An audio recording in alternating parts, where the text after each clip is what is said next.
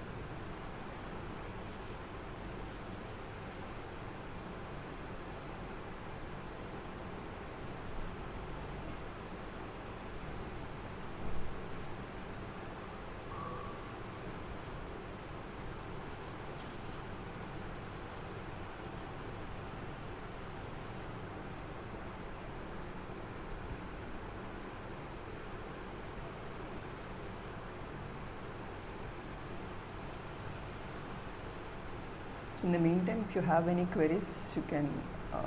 We'll get started with the queries first. If you do not have any, then I'll some problems and then we'll discuss on the problems.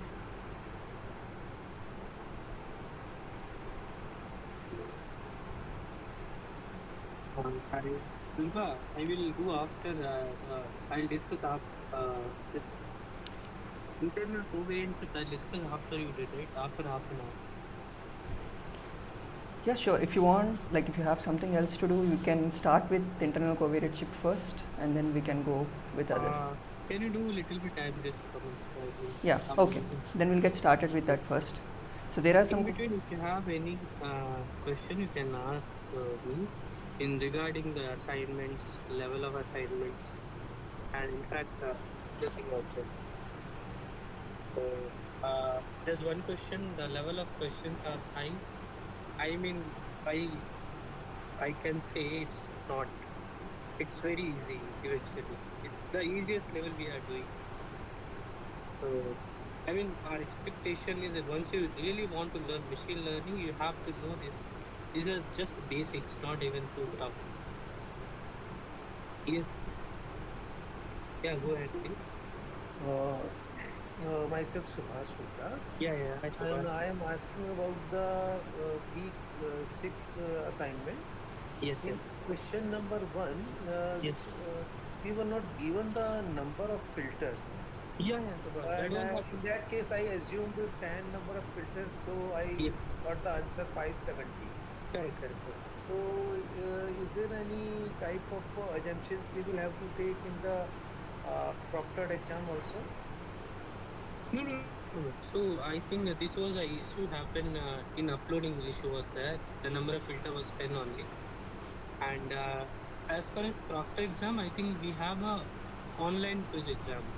You need to go to I1 center and then give the exam. No, it's okay. But regarding this assumption, Yes. I took the assumption of 10 number of filters. Correct. So that kind of questions we will find there. We have to take the assumptions. No. Sorry. Yeah. No, we will give everything in the final exam. It was a typo. Okay. It was a typo happened. Right. So apologize for this. Okay. Thank you, sir. Yeah. And actually, it was also discussed in the discussion form that there was a typo. From next time, we will actually try to streamline that as well. Yeah, exactly. I mean, sometime uploading error happened, right? Since we are the uploading team, they are junior executive, they upload this kind of assignment. Sometimes we are not able to see. We usually check assignments also, but sometimes it's a man-made error, and so we will exclude once we come to evaluations. Thank Okay, sir. Thank you, sir. you. Thank you.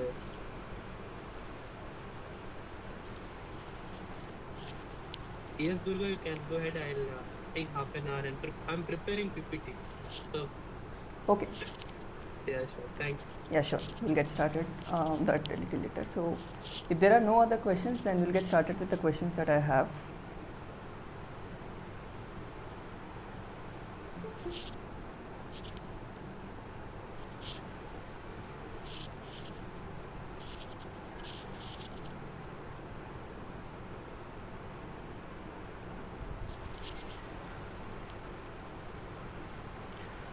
This is just a kind of a refresher on your CNNs. So, consider these following networks here shown. X0 is your input, and then you have a kernel of size 2 by 2 with stride 1 and padding 0. Then you get an x1, and then you flatten that to get x2, and finally you get y hat. And this is a problem of classification. So now the problem asks you how you do the forward and backward pass. I think by now you should be familiar, you are already familiar with the forward pass. So if you can quickly go through that, then backward pass is what we will discuss a little, since it was not given enough attention in the lecture video. So we will discuss that as well. So what would be the size of x1? For a 3 by 3 input and 2 by 2 kernel with stride 1 and padding 0, what would be the size of x1? You can just type it in the chat box. We will quickly go through it.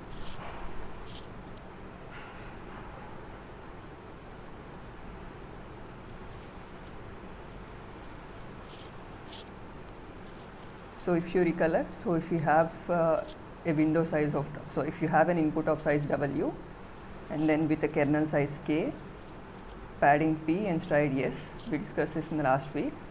So how do you decide your output size n?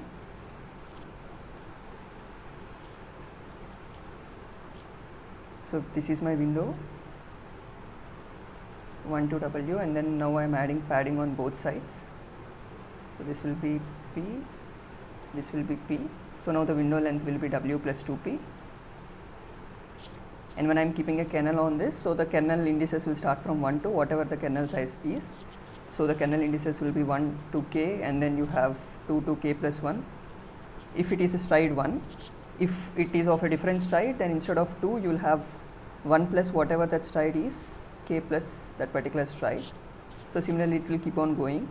So 1 plus 2s, k plus 2s, till whatever will be the last one.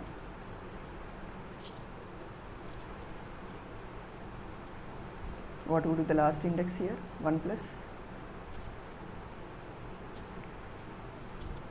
If you are doing it n times, so it will be 1 plus n minus 1 times s, 2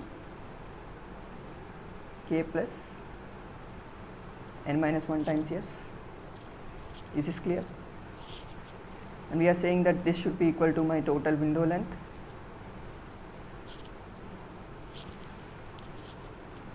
So what would be the value of n? W plus 2p plus 1.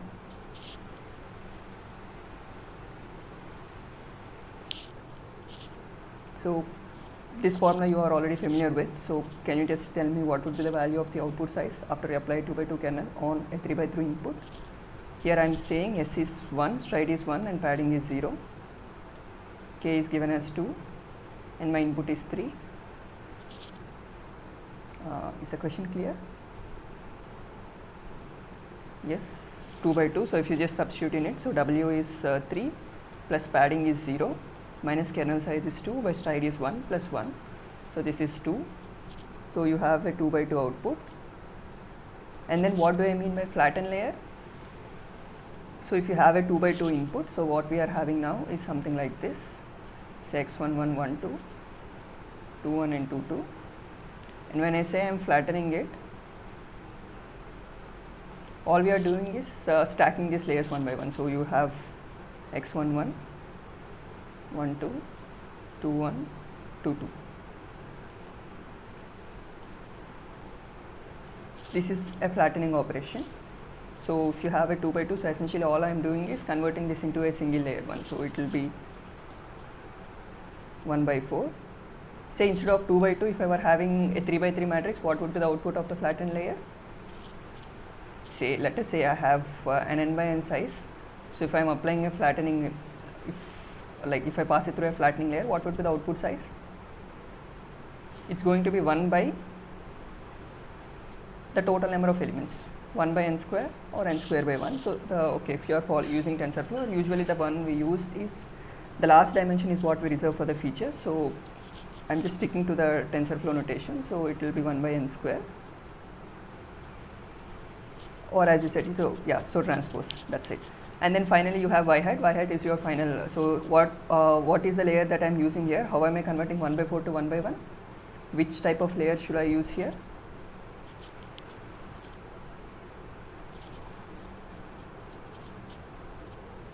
That's a fully connected network. So if I use a fully connected network, I'll convert 1 by 4 to 1 by 1.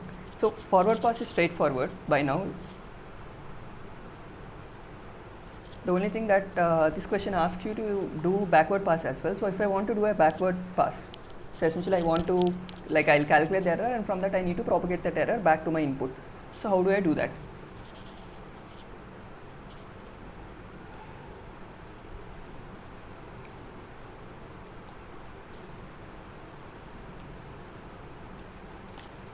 So first one, what is my error function here?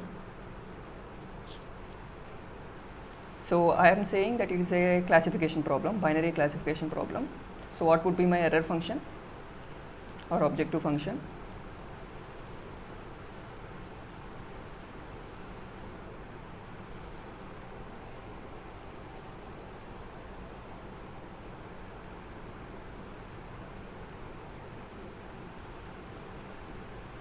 Cross entropy loss. Okay, so binary cross entropy loss is your error function. So say I write something like this: y is my actual value,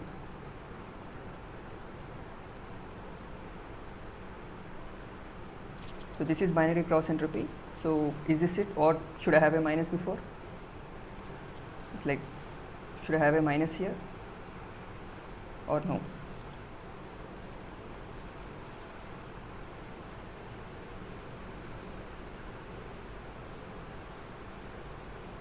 Yes, you need to have a minus. Okay, so now the question is I need to find del j by del w. So first thing we apply a chain rule. So if you apply the chain rule, so you need to know del j by del y hat times del y hat by del x2, and then you just propagate that.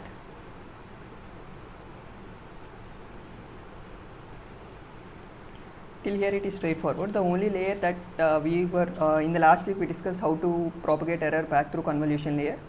So can one of you recollect and tell me how do you propagate that through a convolution layer? So if x is my input layer and I have a kernel, basically if I am doing this something like, I am just simplifying this a little. So if x is my input, I am applying a kernel k to get y hat, and if my error function is something like this, y hat minus y square, this is what we have done last week. Then how do I calculate del j del w?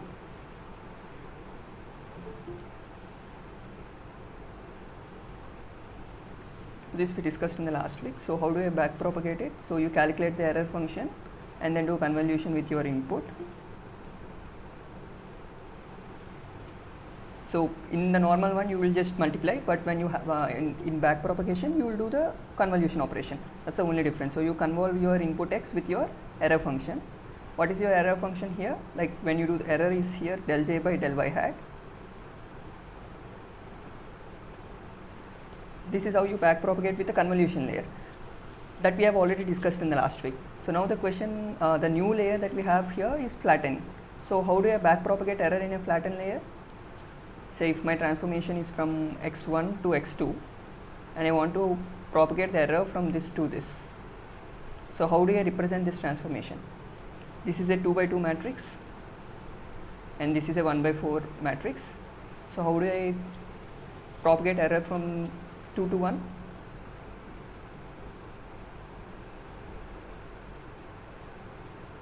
Is the question clear?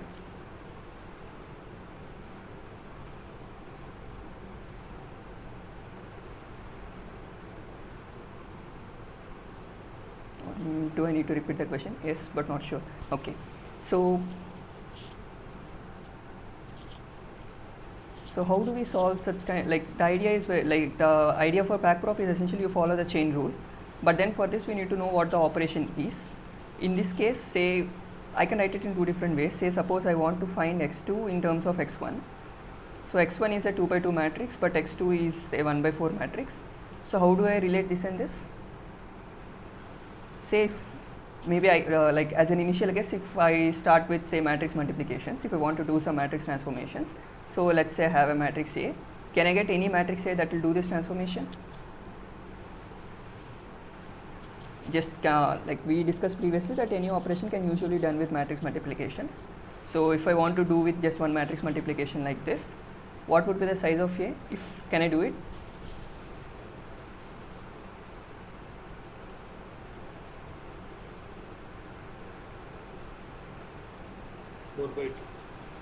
So if A is 4 by 2, and then what would be the output size? If you choose A to be 4 by 2, when you multiply both of this, the output is going to be 4 by 2, right? But the one I want is a 1 by 4 matrix. So 4 by 2 cannot be done. Any other way that I can represent this operation with?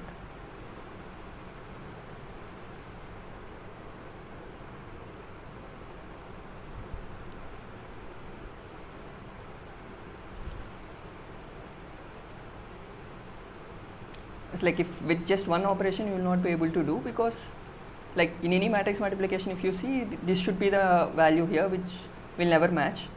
I don't think we get dimension of 2 exactly. So you wouldn't be able to match it with just one matrix multiplication. So you might have to do with another matrix here, A and B. Say with A of size 1 by 2 and B of size 2 by 4. If you do something like this, only then it will be matching. But the problem is like you don't have to do it in this way, because even if you do the transformation, what is the flattening layer doing? Are we learning anything from the flattening layer? If you see in the first layer from x0 to x1, we are having a kernel of size 2 by 2, and we have weights inside that kernel, that basically the kernel is trying to identify some features from the input image. So are we learning anything in the flattened layer?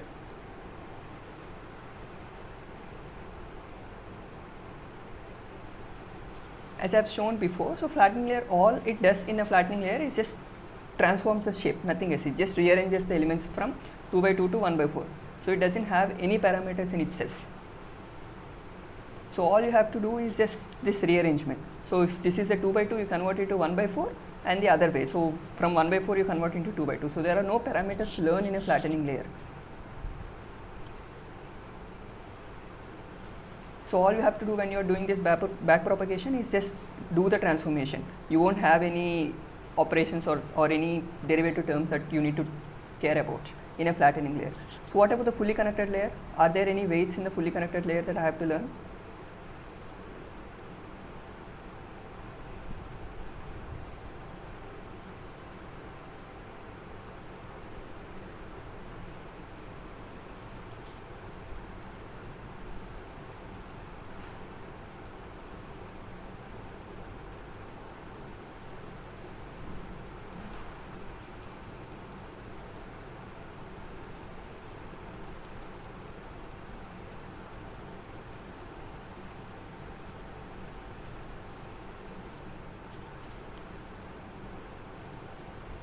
So the first one is for sure you have some weights. Flattening layer you don't have anything, so this is also clear. In a fully connected network, it's just like your neural network, so you have some weights that you have to learn through backprop. So this is straightforward from whatever you have done before. So it's just multiplication of whatever you have. You just calculate the errors and then multiply with the weights, whatever weights you have. That should give you what is the proportion of that error that should be contributed to this particular layer. So that is same as what we have done for neural network, no difference. For convolution, for CNN part, all you have to do is do convolution operation instead of normal multiplication. That's the only difference. For flattening layer, you don't have to do anything because there are no weights to learn in that.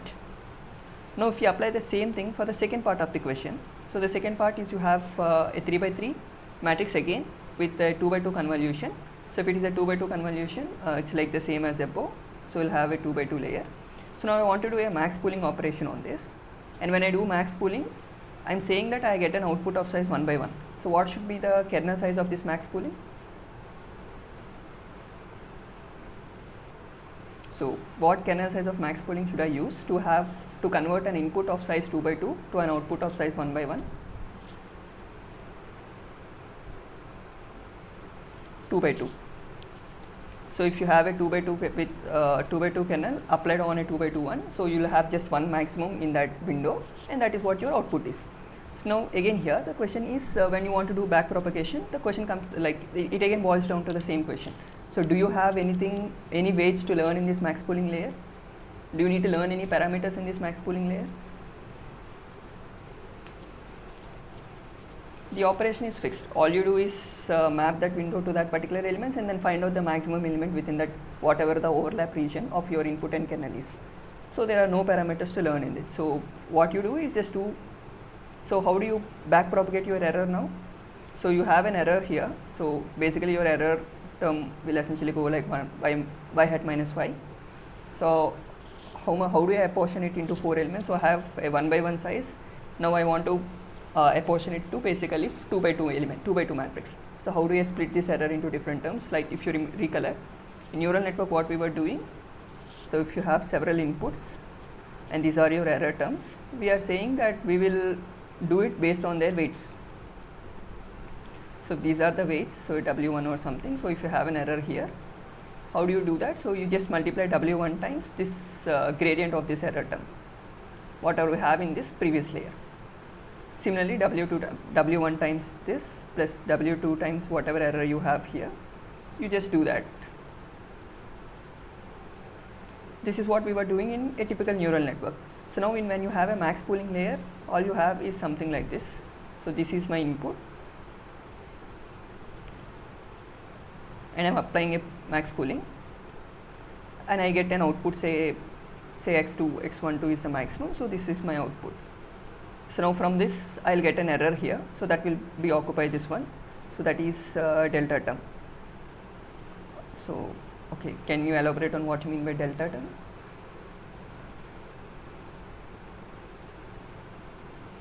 Oh okay, you mean the error one, this particular part you are saying is delta term. Yeah, back propagated error. Yeah, so you have back propagated error here. Now I want to propagate it back to the network. So I need to have, when I'm doing that back propagation, I need to get an entire matrix. So the sizes should be matching, right? So I start from 1 by 1 and then I should convert that error into 2 by 2 and from there I need to convert it to 3 by 3. That is what we were doing in back propagation. So now I have a 1 by 1, I need to convert into 2 by 2. So how do I do that?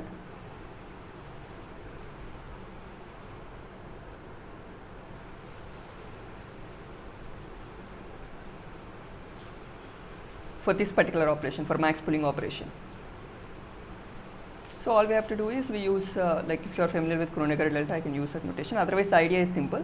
So wherever the maximum element has occurred, only for that you should contribute the error to, and everywhere else it should be 0. So in this particular case, everywhere else it should be 0 and this should have 1 times whatever error you have.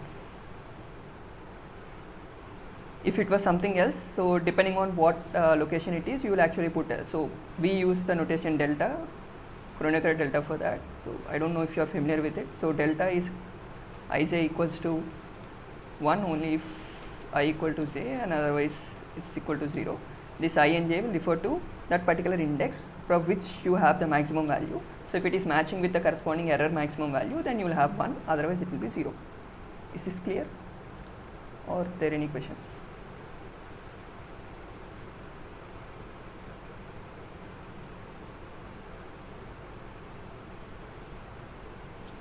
And once you have this, the next step is what? The next step is again you have to propagate it back to a 3 by 3. So you have a 2 by 2 kernel and then you apply it on 3 by 3 input, then you will get back your errors. Like you get back your gradient terms with respect to your weights.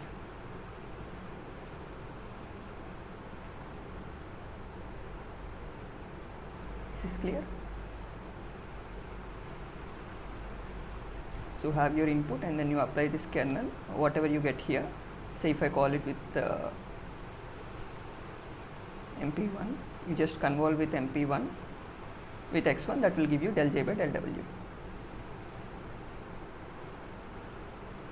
Yeah, I think you're clear with this. So we'll go to the next question. So in this week lectures, the other concept is introduced is a batch normalization layer. So Nitin will be explaining it in a little while. So, but before that, why we are doing this is something that he'll be explaining a little later. But let's understand what are we supposed to do in this batch normalization. So, what is it that this particular layer hits does? I think this is already explained in the discussion forum, but I just want to explain it. Like I just want to understand if you are clear with it. So, you have an input x, and then you want to convert into, like, you apply some operation and then do x hat, and from there you get y hat. So, y hat is the output. So, x hat is given by x minus mu by square root of sigma square plus epsilon, where mu is the mean of that particular batch and sigma square is the variance of the batch. And once you get the y hat, x hat, what you do is again get those introduce two other parameters, shift and scale, and then you transform that again. So, now the question is, for now let's keep the question aside, why are we doing that? Let's focus on how do we do backprop with this. So, what are the learning parameters in this, and what are this mean and variance? So, we have discussed several optimization methods, like we have discussed stochastic gradient descent and then the normal steepest gradient descent one. So, say suppose you are doing some batch, like instead of doing and taking the entire data, you are sending only batch of your data. Say you have 1000 samples in your training data, but then what you are doing is you will only load a batch of size, say 128. So, we will only take 128 samples at a time, and for those 128 samples you will calculate the error, and then you calculate the sum of errors. So, basically you will calculate your loss function, something like this, only for that particular batch size, and from that you will calculate your gradient terms, and then you do your optimization, whatever optimization algorithm you are using. So, now for this, if x is my input, mu is basically the mean of that particular batch. So, if my network is, like I have seen some confusions. So, if this is my network,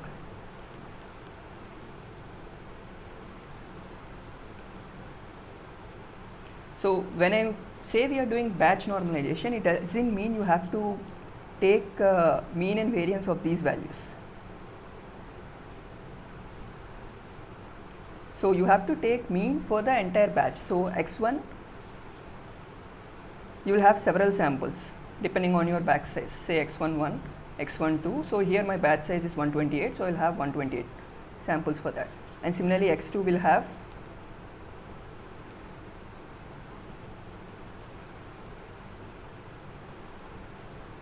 so on, how many ever features you have, and then you calculate mean mu, which is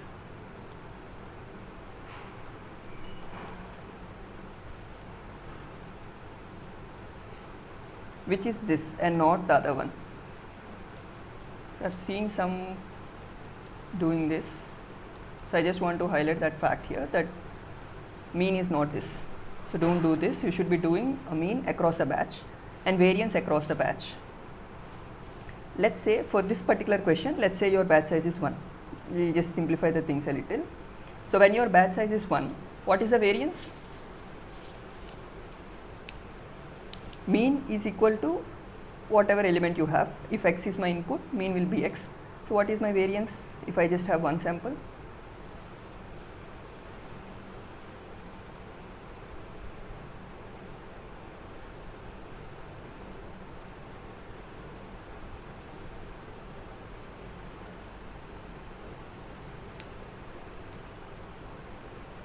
Zero. So, during training you can have data set where you can have most values close to 0, like in this particular case it will be exactly equal to 0. You might have scenarios where sigma square can be very close to 0. So, in order to avoid your divide by 0 error, you essentially add another term here, epsilon. Epsilon is some finite value, like it's very small, but a finite value that you add in the denominator to ensure that you don't get divided by 0 kind of errors, and from there you calculate your x hat. So, in this particular case, x hat will be equal to x by square root of whatever epsilon you have chosen. So, that is straightforward. And then what you do later is you do some scaling with this and then shift it. Why do we have to do this is something that we will see a little later. But for now, what all I want to focus now is These parameters gamma and beta are essentially some learnable parameters that you need to know for your particular data set. So when you are training data, you need to calculate del j by del gamma and del j by del beta. So if it is clear until now, maybe I'll wait for a couple of minutes. You can directly tell me what is the value of del j by del gamma and del j by del beta. I'm saying you that you have a batch size of 1 and your error function is, say if you are doing some regression operation and your error function is mean square. So what is del j del gamma? All the information is provided on the screen, so just wait for a couple of minutes so you can just type in the chat box.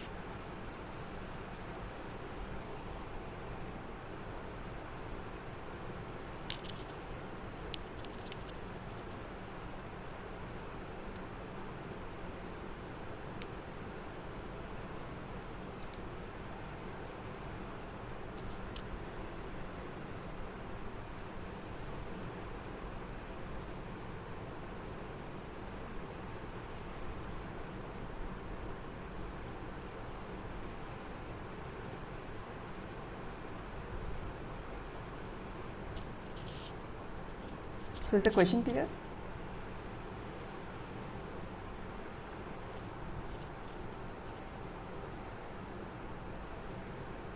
Yes. So can you tell me what the answer is?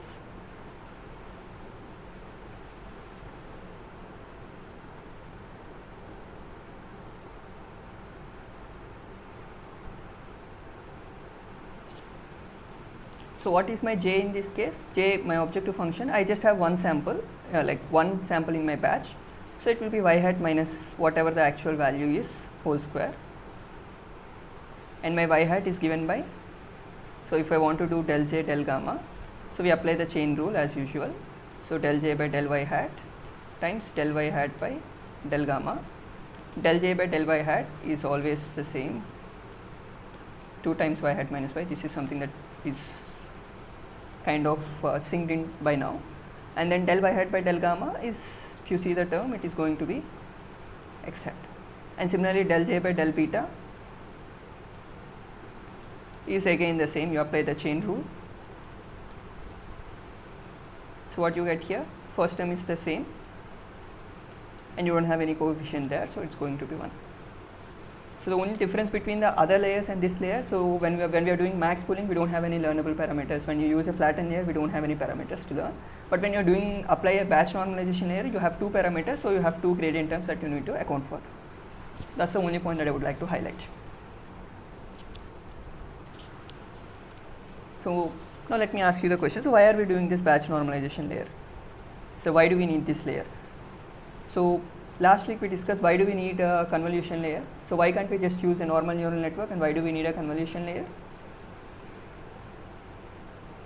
We discussed on 2 important features. One is the parameter sharing, the other one is basically the sparsity of the connections.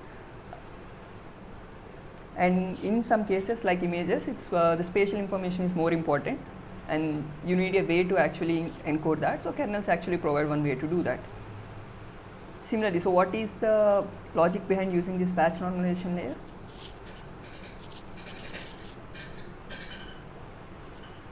To prevent saturation. Saturation, okay, can you just elaborate a little? Saturation of? Okay, saturation on the input.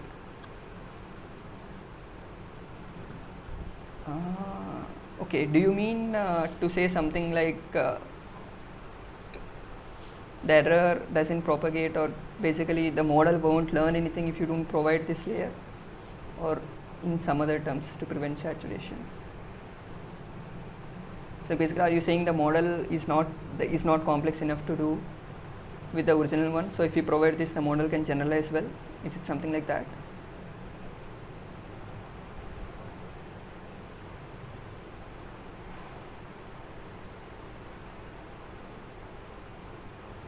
Okay, so basically you are saying a normal model can have a high bias.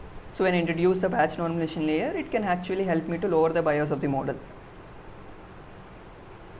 I think that's what you are trying to say. Okay. Any other remarks? Mm, To have high variance. Okay, why do you want to have a high variance? Like usually we need models with the low bias and low variance, right? So what is that specific case where you need high variance? The model becomes complex. Yeah, the model becomes complex. So but you were saying high variance, right? So if you have high variance, what does it mean? Does it mean the model learned well on the training? Like if we recollect. So what is high variance? Overfitting. It's overfitting. So high variance is basically your training loss itself is kind of very high, right? Like learn training data too well. Okay, I think we need to revisit this. So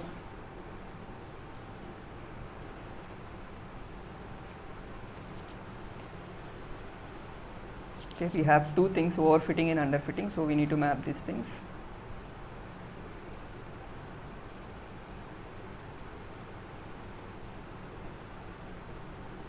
So if it learns training data too well, that is overfitting.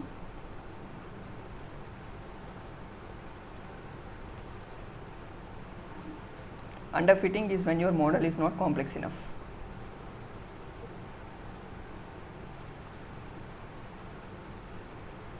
So if you recollect one of your assignments, there was a question. So you have something like this where you have different losses. So you have something like this versus or so say this is my training loss and this is my validation loss, and then I have a different scenario where you have something like this.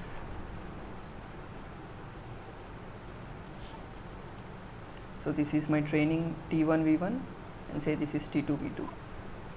So now which of these case 1 or case 2 has high bias?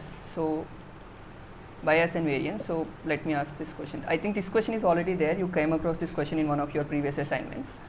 So case 1 or case 2, which one has high bias and which one has high variance? It's like it's easy to see in a relative sense. So out of these two cases, which one has a higher bias? Let me ask one by one. 1 or 2? Case 1. Case 1 is higher bias. Okay.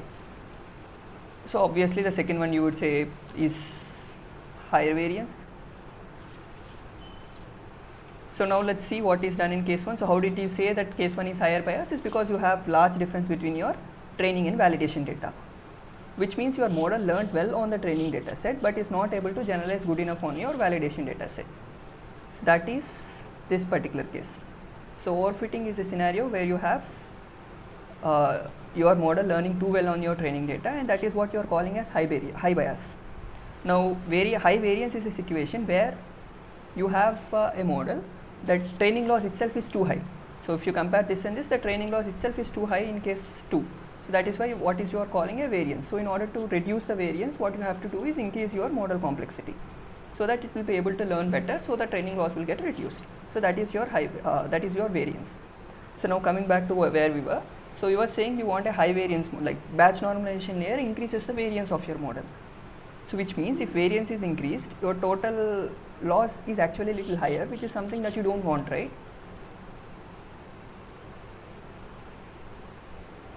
yes. Yes. So so ideal model is something where you have both of them to be low. Kind of steady situations where both can be. Yeah, that is an ideal scenario. Yeah, I mean, So you should always aim for that, but which is not realizable always. So okay, now getting back to our question. So do you mean variance in the data?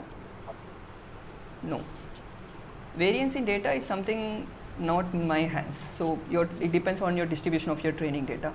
So what I mean to say is when you train your model on that particular data that you have, so initially data might have a different variance. So after you try to predict from whatever model you have learned, what is the variance in those predictions?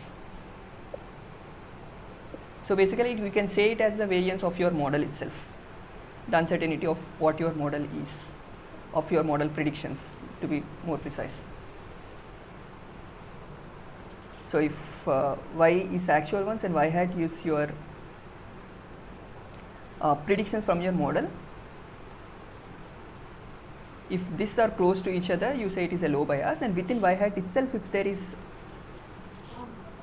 within y hat itself, say for the same set of that is a variance in the prediction, variance in the prediction itself, not with respect to your actual one. So for the same values of x, how different your y hat values can be. That is what you will be calling variance. But this is not a way to quantify it. So we usually quantify because we just do, if we train on some particular model with a given objective function, since your objective function itself is y hat minus y whole square, that will anyway be minimized. So you won't define your variance based on that. So you have another data set called validation data set.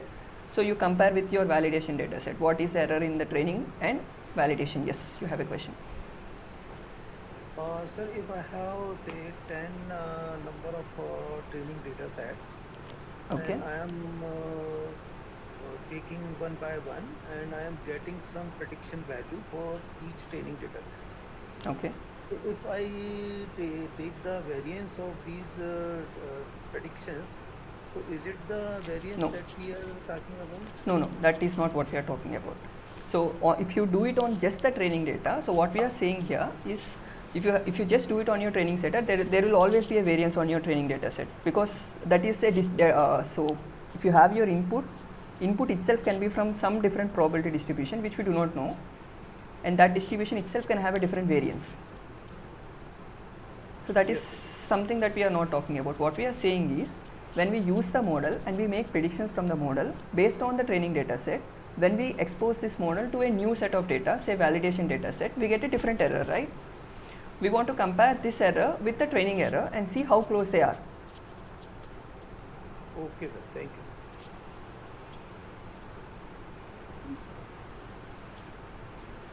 That usually one of the application you can see on Google Web. So whenever you search something on Google, or even something called ODQ, Open Domain Question Answering. So I will give you the real application. So if your distribution, if let's suppose you have Wikipedia page, you have node already, and you are retrieving some chunks of text from your Wikipedia page, if your distribution of your question, probability distribution of your question is aligned to the distribution of your docs or whatever route you have written, then you can retrieve better. That this GPT model does. If your question is aligned to the document, they can make it better. Else they will make bullshit. But that is a real application.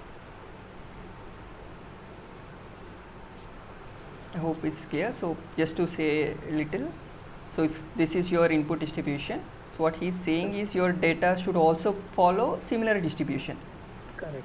So your docs and your query should be in the same. Should be more or less then you same can make it distribution, then better. you can get better answers. That's what he was That trying is to the say. real R square it does. R square SST by SSR or something. So Yeah.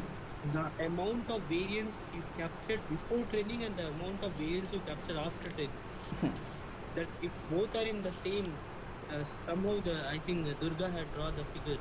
Let's suppose SSR and like distribution before training and after training, then your error will be less. So Got it? yeah. Yeah. Kind So of. can you continue on that, and then we Yeah, will sure. go internal covariate shift directly, right? So we can Sure. close that part. Yeah. Thank you, Durga. Let me continue. Yeah, I'll just stop So sharing here. Can you share my screen now? Can you please allow me? Yes, sure. You can share. Yes. So I think most of the part Durga already have covered. Can you hear me? Yes, you're audible. Hello? Okay, thank you. So before going, I just want to discuss a little bit what Durga have discussed. So, okay, yes, I can do it. So, very simple figure I can draw here. So, let's suppose bias and variance. So, bias and variance. So, let's suppose you have a true distribution. So true distribution can be anything. Let's suppose this is my true distribution. Let's suppose my data lie on this field. This is my true. Or let's suppose some product selling distribution. Okay.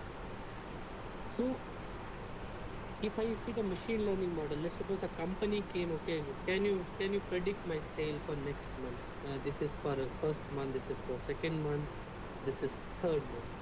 So if I fit very simple line, if I fit very simple line, let's suppose this simple line. So you can see the high bias is there.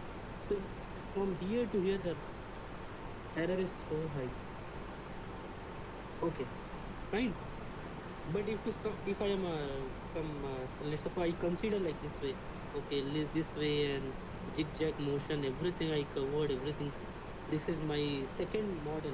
This is one is my machine learning model. This is my M1 model, and this is my M2 model.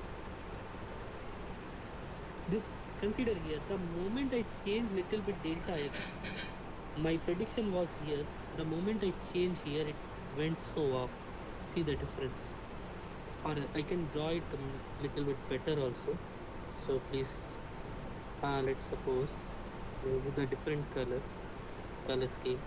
So might be like this, or like this, or like this. So see, the moment my month or my some input variable was here, I was predicting this. The moment I changed delta x, it went so high. So see, the error term got so high. That Durga was telling me. So if your model is too complex, so let me just give a real scenario, so you can remember for long time. So for let's suppose this is my true distribution, and I fit a first degree of model. Let's suppose y equals to mx plus c. Okay, it's just a line. It's not good enough. You can see also. Are you following me? Can somebody confirm? Yes, Yeah. sir. Yes, sir. Yes, sir. Yeah. So if you fit, let's suppose 9 degree of polynomial, let's suppose w naught plus w1 x1 plus w2 x2 dot w9 x9 plus w10 x1 square or dot. If you fit two complex model, 9 degree of polynomial, this so like 9 degree of polynomial, some like 300 plus parameters. See, the model became too complex. If your degree is 9 and if your degree is 1, if your degree is 1, model is too simple. It's a high bias. See the difference. First degree, like y cap minus y, so big, and in the higher degree, it's so sensitive. The moment you change little bit x, it will drastic change in terms of predictions. So it's a high variance. It's very sensitive about the graph. So the optimal curve can be a 3 degree. So it's a 9 degree. I can fit like 3 degree. Let's suppose I can fit by a green or something. I can figure out a green. Yes. So it can be like this.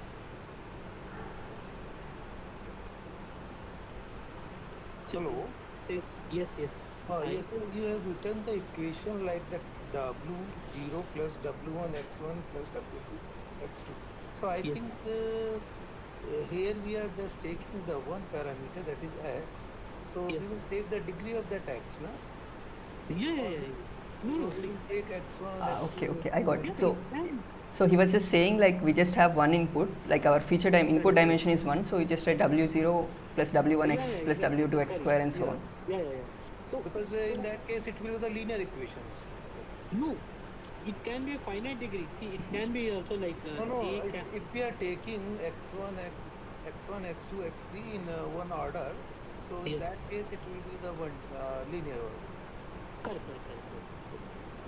But you can literally wrote down in the infinite numbers.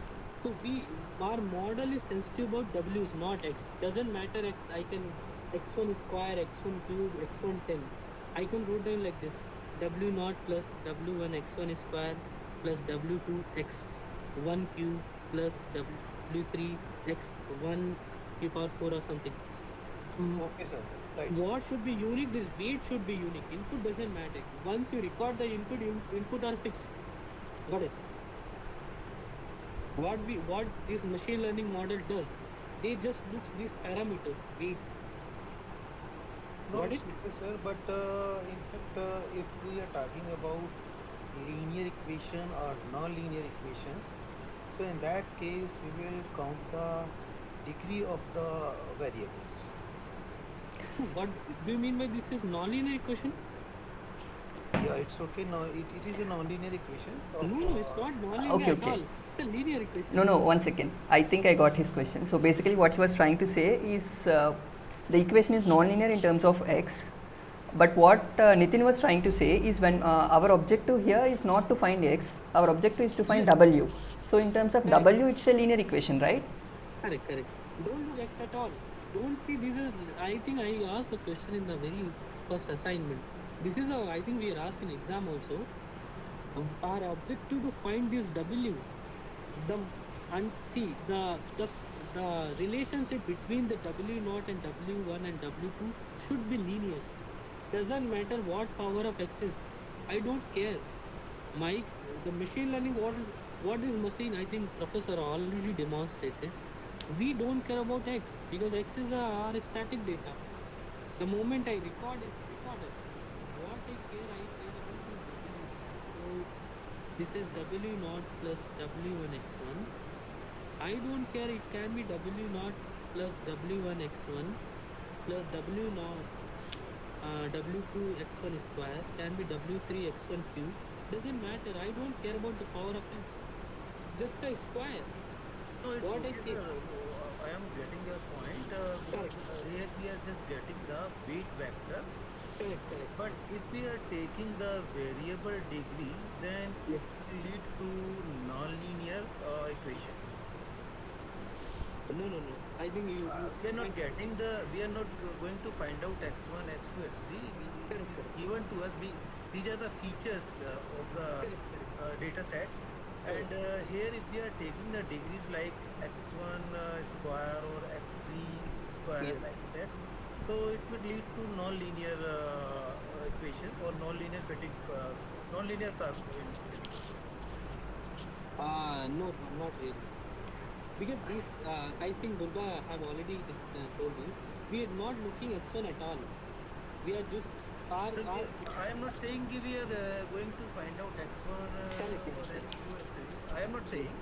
Yes, But if you are taking in this equation yes. features like x1, x2, x3 with the degree more than 1, so it Yes. will be a non-linear equation, sir.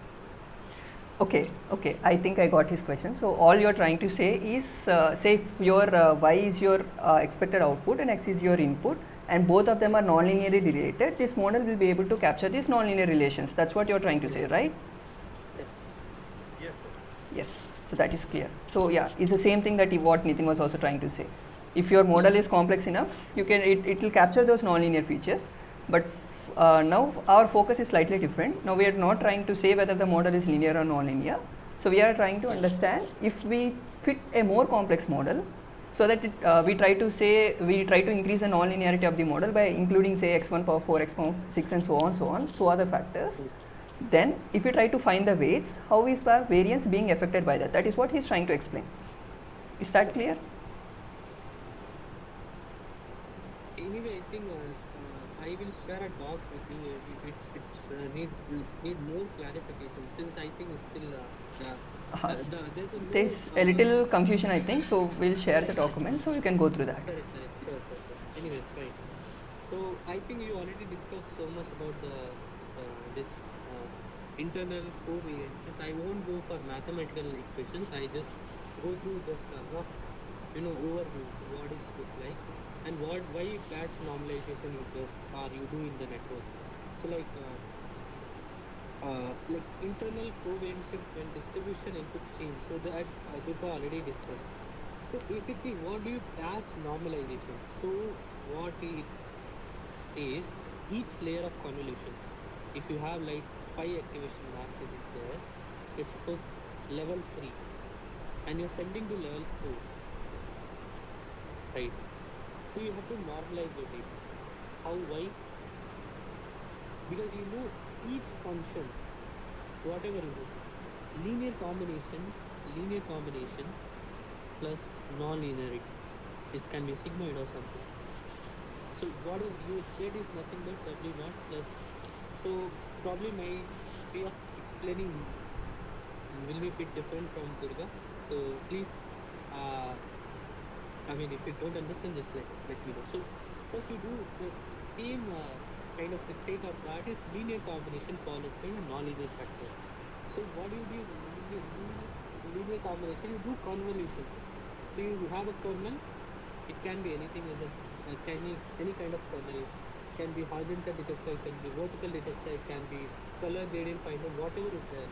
You get a feature map. You get a activation maps. Okay. But if you don't normalize your value and sending that value to the next level of convolutions or next level of operation, if there's some error happen in this convolution, it will propagate to that also. What error that is, I just show you with the graph also here. So you can see here, if you can see the looking the graph, I mean just I'm not sure about what the level you guys have. I mean I'm not since from the earlier this course. I mean in terms of taking classes. So I assume you know some background as I have experience in teaching here. So looking at the graph we can here. So the moment the z become more, so z is nothing but your linear combination. It can be a activation map plus kernel multiplication. If it's higher, it will lead to the unstable problem. So you can see. So looking at the graph, you can see if the larger z, the function occurs, what terms are the regime or the functions. Do you get my point? Can somebody point out what this graph look like? Anyone? I guess Saran was actually mentioned in the comment box that I think this is what he was referring to prevent saturation or something on the input. So maybe if you can elaborate now, in this particular context, it would be helpful for others as well. So Maybe Saran, can you elaborate? Like, if you can unmute yourself. Can you try to understand the concept? Or I will go line by line. Basically, that is much better. So we have time. Can I interrupt now? Yeah. Yes. Both of you, what you are discussing, because Durga started something. Meanwhile, you came between. Then you are making people totally confused. Okay, let us set a context for this. So what we were trying to discuss is we discussed on batch normalization layer.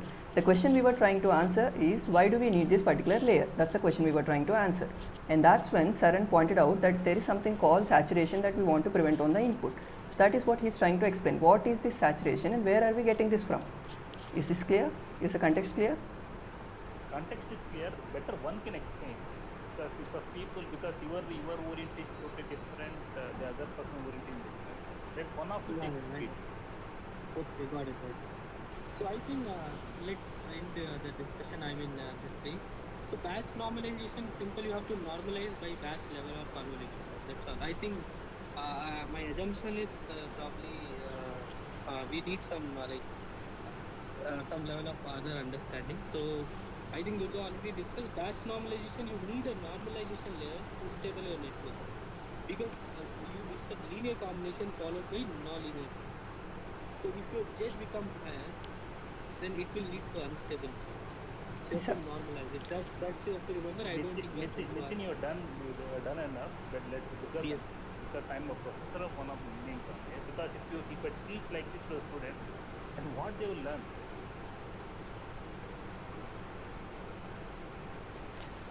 Okay, thank you. Okay, we apologize for any confusion that we caused. So we'll get going with where we stopped. Sorry for any delays that we have caused or any confusion that we have. Okay, to conclude, the point that we want to emphasize now here is when you have a sigmoid function and when your inputs keep on growing, if you see a sigmoid activation function, so all you have is at a certain point it'll just saturate and it won't be like you won't be able to learn anything. That's exactly when we want to minimize that. So if we rescale it, That is the scaling that we were referring to here, this gamma and beta. If you do the rescaling appropriately, you can avoid those saturation points. That's the crux of whatever we are discussing now. So let's get to the next question. So now this is on unit. So this is unit is already mentioned in your assignment question. So I hope you have already gone through the paper that is there. So these are some rough questions that I put here. So first one that we discussed in the last week is CNN is basically a shift invariant that we have already discussed in the last week. So the unit model, the paper claims that it is actually invariant to some other features as well. So can one of you comment on what are the other features that is invariant to? What are the transformations? Okay, there is one more question in the comment box. Okay, we'll come to that question at the end of this session.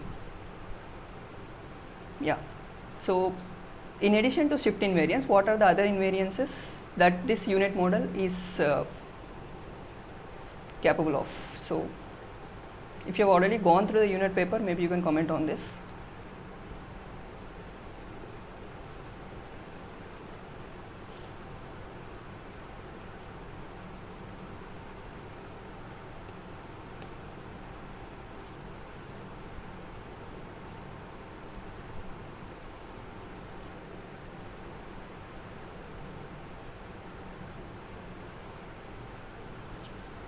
So is the question clear?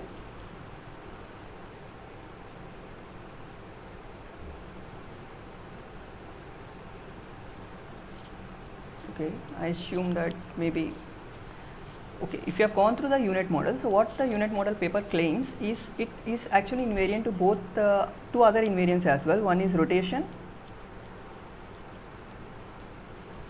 and then it is also slightly invariant to your elastic deformations, or maybe I will just say it as scaling.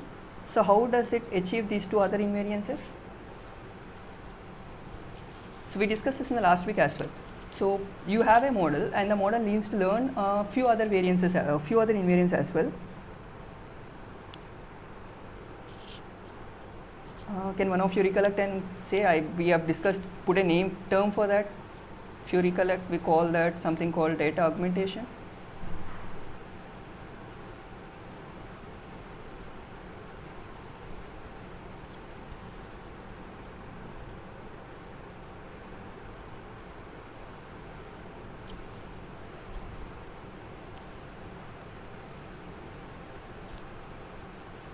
So what we were trying to do with data augmentation is we actually do these transformations ourselves and then increase our data set size.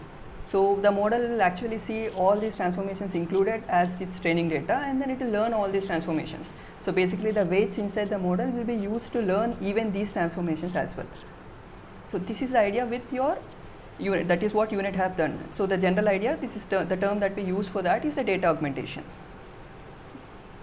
This we have discussed in the last week as well. Now particular to unit, say I am using unit model, this is my input. So A and B are two different classes that you have. So A is some particular type of an object, or B is some particular kind of a region. So this is my input, and if I apply the unit model, like if this is my input, what would be the output of this, 1 or 2?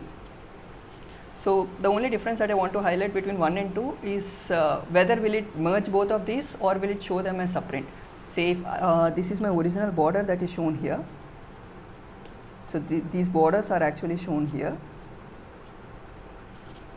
So within class A, if there are two neighboring cells, A, this and this, both are A, so will unit be able to identify the border between them or not? That is the only difference between 1 and 2. So in 1 it was not able to identify the separation border, in 2 it was able to identify the separation. So will unit be able to do this? Okay, let me, before going any further, so how many of you have already gone through the unit architecture?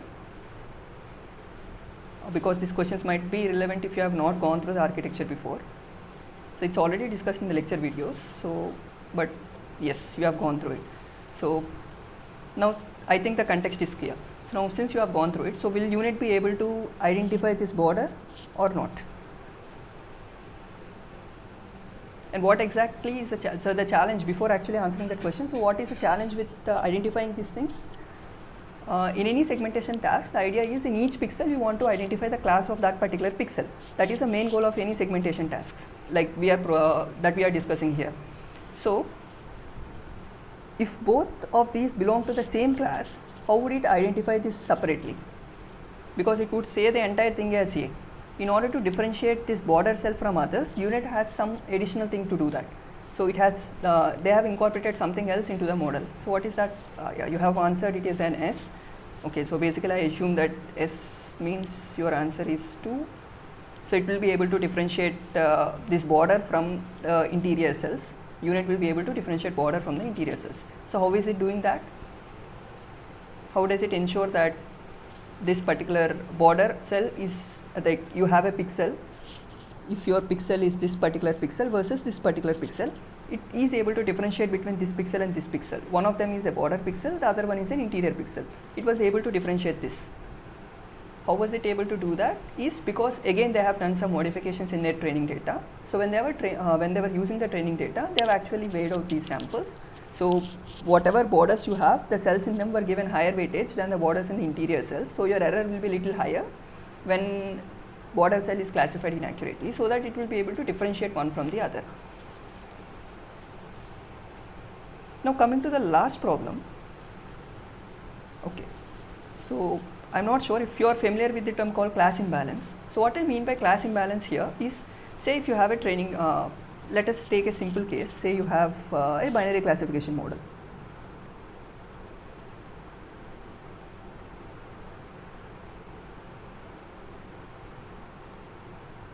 So in a binary classification model, you have say class A or class B. There are just two classes, and my training data set say has 50 samples from class A and 50 samples from class B. So this is what is called a balanced set. So if the training data has the same proportion of all the classes, you call it a balanced data set. Say instead I have only 20 labels from class A and then 80 labels from class B.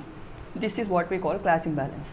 So this is for a binary class. So if you have 10 different classes, then the proportion of the training data for each particular sample should be approximately 10%. Then it is called a balanced data set. But the particular case the unit was solving is for some medical images where you don't have labels for all the classes. So naturally the problem that comes is you will have class imbalance. So what do you think you will get a problem when you have this imbalance in the classes? So what challenges can you face with this imbalance? We will start with any guesses that you have, and then we will actually go a little further.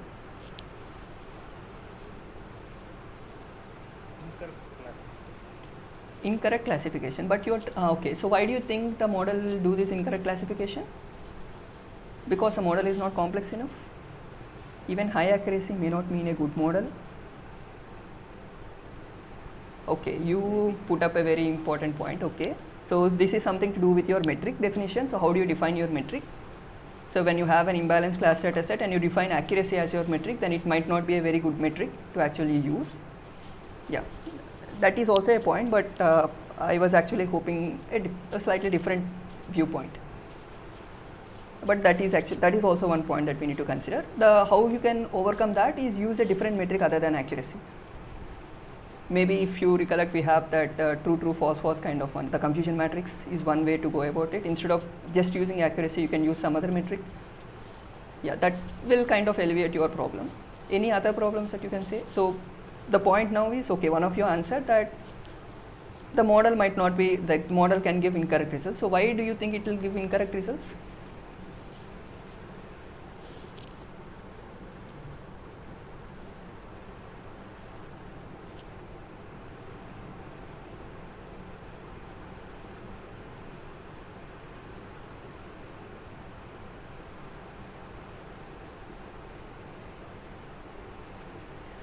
At training, it may be biased. Okay, now you got up a good point. So at training, it might get biased. So you are saying it is biased because my training data. So let me put a question in this way. During training, it will be favored toward major class with class imbalance. Yeah, so both of you are trying to say the same thing. So you are saying when there is a class imbalance, when your model is getting trained, it will tend to be biased towards the major class. That's what both of you are trying to say. So where exactly is this bias coming from? Yeah. So while training, where exactly is the bias coming into the model? So why will it be favoring major class than the minor class? So that's the question that we need to answer now. So yes, due to imbalance of the classes, so Yeah, so there is something called imbalance of classes. Now we have two things and we need to connect these two dots. One is imbalance of classes in your training data, and the other one is your bias in your training.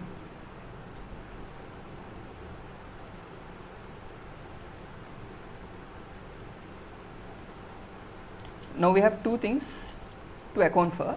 So how do we connect these two things is your optimization routine. So if you recollect, how we do the optimization is, say if you are using, say, steepened gradient descent, so how do you update your weights? Your weight update is essentially based on some learning parameter times your whatever gradient terms that you have.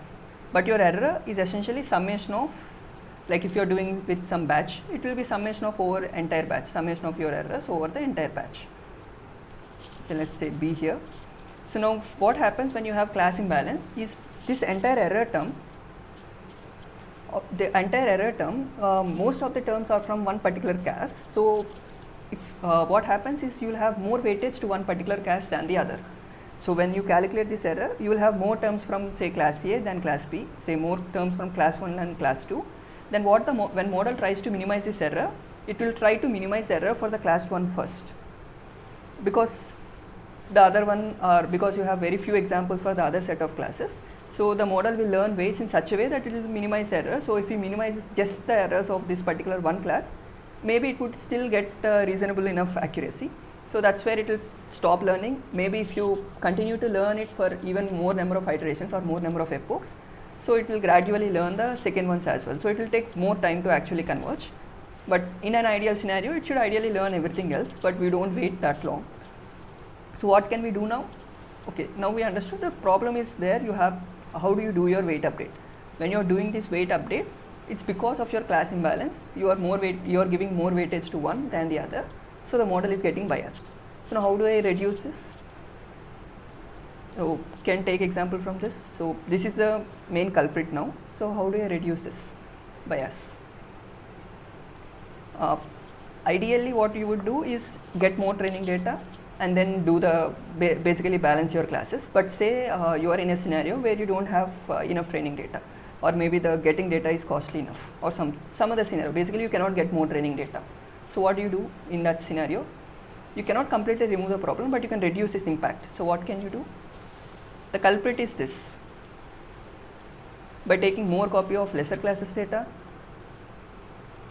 So but if you, then it wouldn't learn new instances, right? Yeah, but the idea is very similar. So what you do is actually you have to artificially increase your artificially balance your class somehow. So one way is actually taking more copy of the one which is less available, or alternatively I can just say, yeah, that is what you call data augmentation. Okay, you are calling that as data augmentation. Yeah, basically you are, what you say, you are actually tweaking your training data set in such a way that both of these classes match each other. That could be one way. The other way that, okay, if you have gone through unit paper, how exactly did unit paper achieve this? So even in unit, they have the same problem. They have the same problem of class imbalance. So what did they do in their paper? So did they increase the training data, or they have done something else?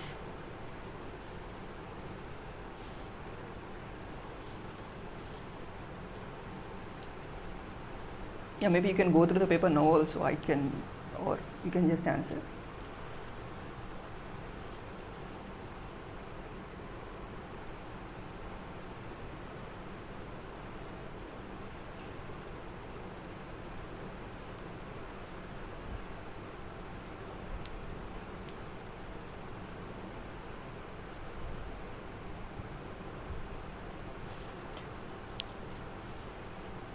Okay, the idea that unit paper does is instead of when you calculate this error, what it does is it actually weighs these error terms.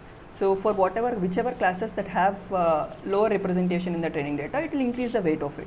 So instead of calculating directly the error, it will actually have a weighing factor for each of these. Something like this, where this weight will actually depend on the particular class that it is coming from. You will use a higher weight for the classes which have lower representation in the training data. So this way you are actually tweaking your objective function so that when you calculate your weight updates, it will actually get an equal representation for both of them. This is another way of doing it. This is how UNet has achieved it. Is this clear? Are there any questions?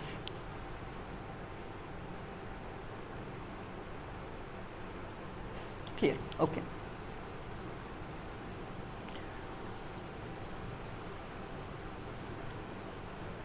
Now that we have already discussed on high variance and bias, like this is something that is being repeatedly asked in your assignments. So I just listed down some of the things that you can do. I just want you to classify these things, whether they'll help in increasing the bias or decreasing the bias, or increasing the variance or decreasing the variance of your model. Which one of these strategies, like each one does something. So what do you think the particular operation will do is something that we need to discuss. So you can quickly answer if you already know. So this is straightforward, we have already discussed this, so we can quickly go through this. So the first one is, if you increase the training data, what do you think will happen? Will it increase the bias, variance, or decrease, or anything? Or let me put question slightly, let us freeze the scenario. Let's say we have a scenario where the model is already high biased. I'll just say that the model is high biased.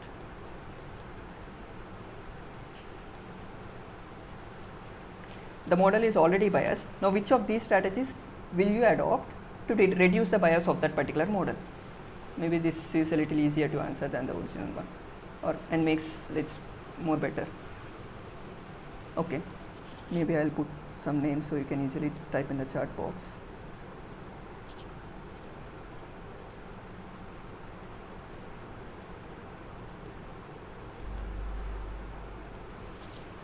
More training data won't improve, I think. Yeah, if you have a highly biased model, so just by increasing the training data, you won't be able to reduce the model. So this is not an option. So when can training data actually improve your model? Is basically when you have a high variance model. So basically your model is not able to understand your training data itself properly. So then there is no point in increasing your training data. That is what a high bias model is. Okay. What about the second option? So if I reduce the learning rate of optimizer, will it help me?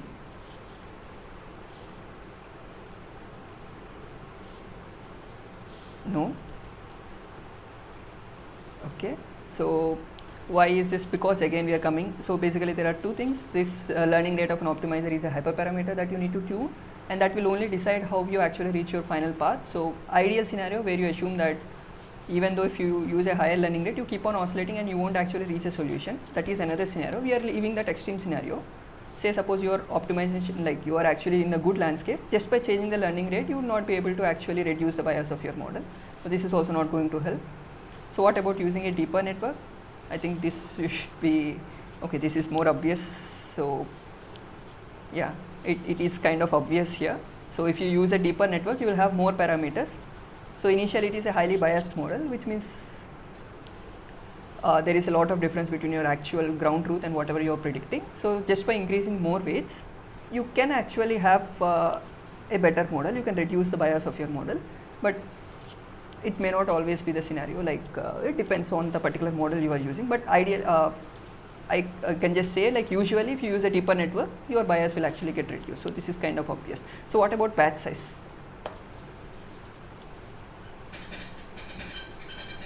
If you increase a batch size for training, what do you think will happen if you increase or decrease a batch size?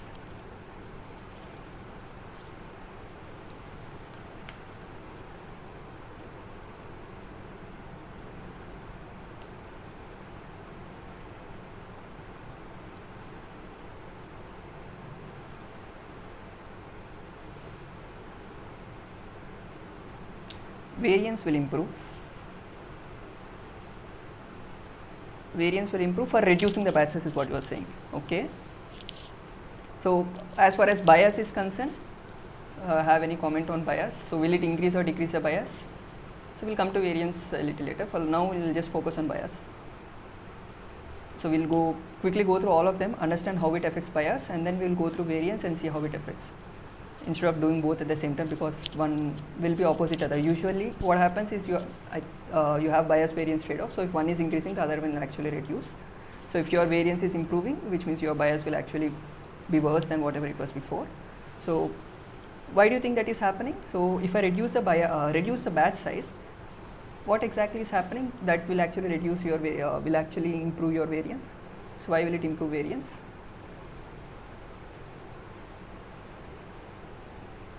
Batch size is something you call again a hyperparameter.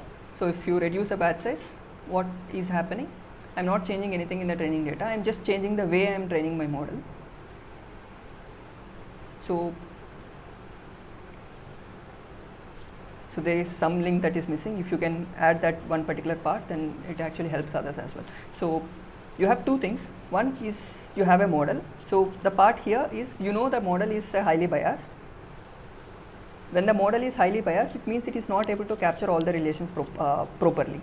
So what you can do is, one is use a deeper network. Essentially you increase the number of weights. By increasing the number of weights, your model's ability to capture the original data has increased.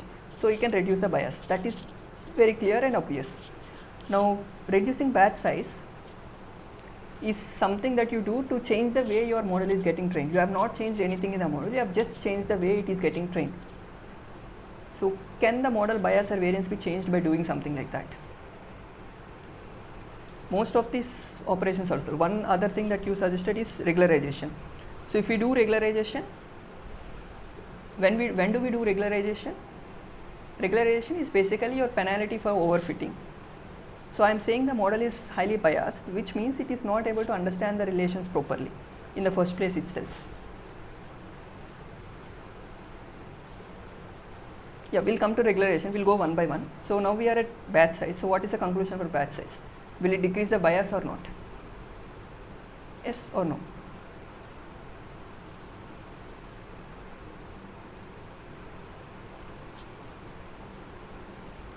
I hope the question is clear.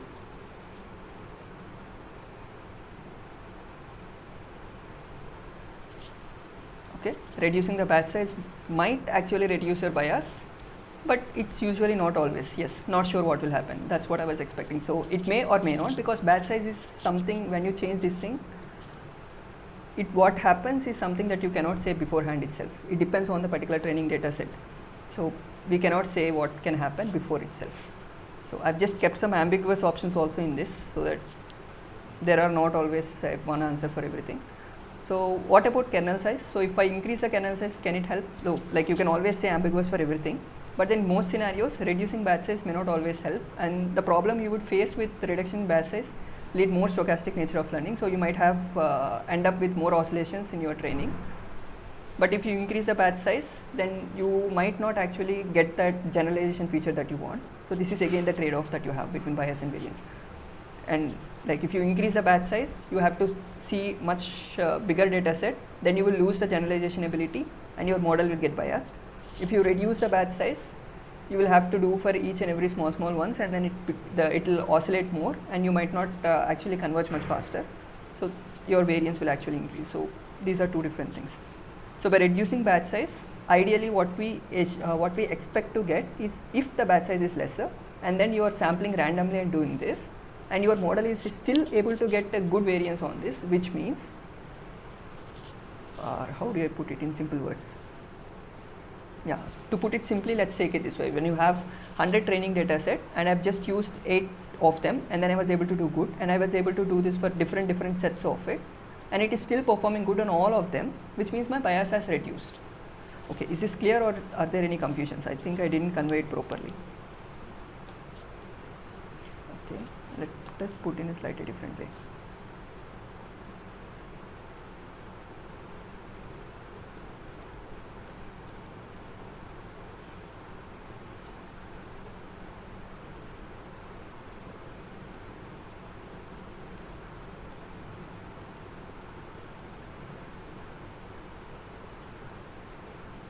Yeah, maybe it should be clear now.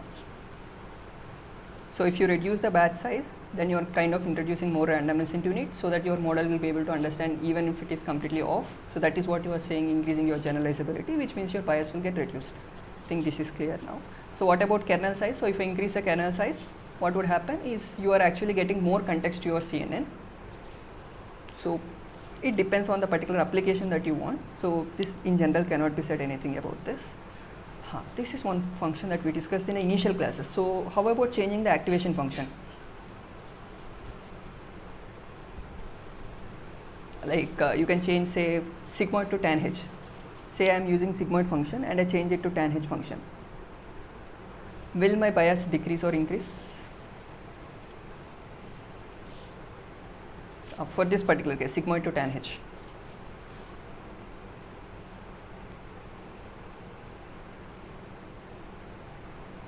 Yes.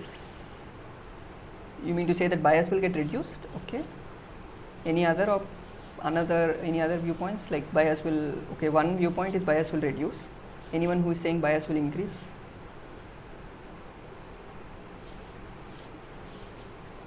Okay. Bias will get reduced. Yeah. Okay. Two of you have said bias will reduce. So if you recollect, so one of these function can actually be written as another function, right? Sigmoid is actually like you can relate sigmoid and tan h. Yeah, they are very similar. So essentially, if I think we have discussed this previously. So sigmoid of x can actually be written as tan h of I don't remember the exact one. So it goes something like this. It's like there is a linear, just by doing some linear transformation, you will be able to get sigmoid from tan h. So with a similar set of weights, you will be able to get both models will give you the same answers if you use sigmoid or tan h for the normal networks. So ideally, you wouldn't expect your bias to change just by changing from sigmoid to tan h. You can expect difference when you change from sigmoid to, say, ReLU. This is because both of them, you cannot express ReLU in terms of sigmoid directly. So that is one way you can change bias, but from sigmoid to tan h, you wouldn't actually expect much change in bias. So again, it depends on what activation functions you use, and which activation function to use again depends on your application. So we cannot comment directly whether it will increase or decrease the bias. But one thing that we can say for clear is if you change from sigmoid to tan h, your bias is not expected to change much. Is that clear? I think there are no questions, so then that should be clear. So what about increasing stride?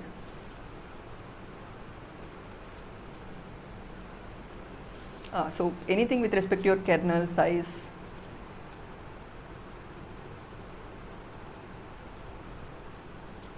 anything that has to do with kernel size or stride or padding or any of these operations are again dependent on your particular use case that you are doing. So we cannot comment in general what will happen for your bias or variance in general. So that is something that you need to keep in mind. So regularization, now one of you have already mentioned this, regularization. So why do we do regularization is essentially is a penalty to do when you have a overfitting. So overfitting, like we discussed before, when do we have overfitting? High bias or high variance? Okay. So overfitting is when you have high bias. So what to do when you have high bias in your model? Sigmoid, okay. So by introducing regularization, will it increase or decrease the bias? There are only two options, either increase or decrease. Which one of them it is?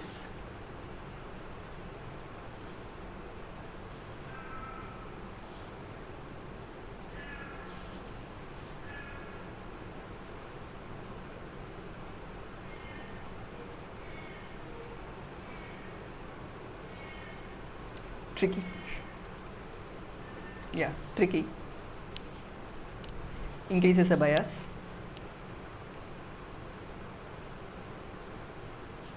But no one said decreases bias. Okay.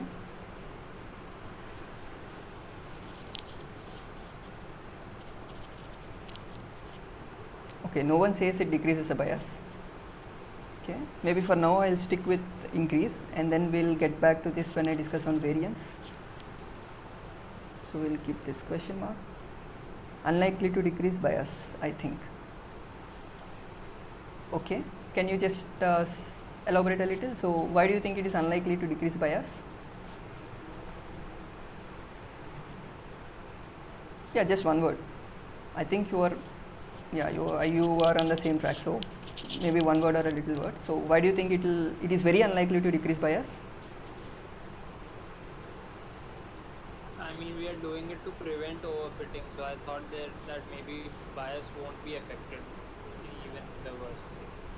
Okay. So, okay, the idea is to reduce overfitting, so there is no point. Okay, that's quite reasonable, fair point. Okay. So, this is clear.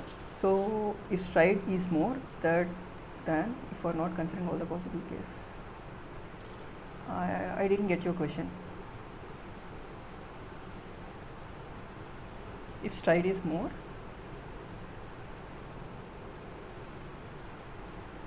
can you elaborate a little?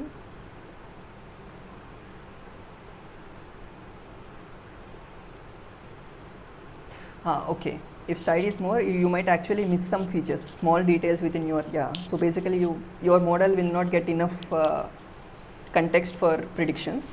So that could happen. So then your model bias will actually increase. But in some scenarios, what can happen is all that you need is at much higher scale. So you might not actually need smaller details. So in those scenarios, taking a bigger stride will actually be computationally more efficient. So you can work with still smaller strides, but taking a bigger one will give you a better or an efficient model.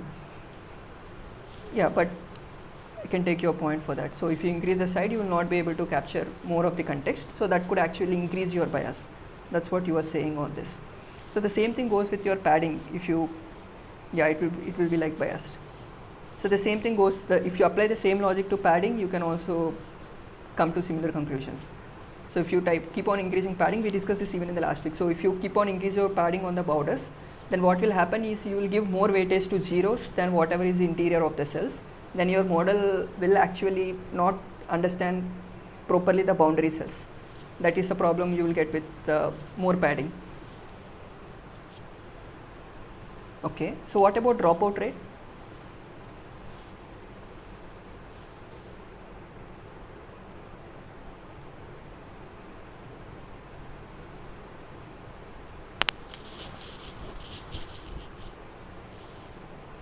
The network will become thinner.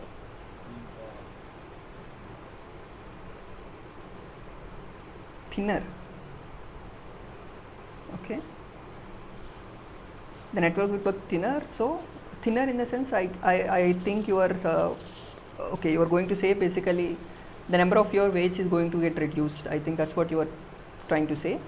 So if you increase your dropout, it means you are actually removing some weights while you are training. I think that's what you are trying to say.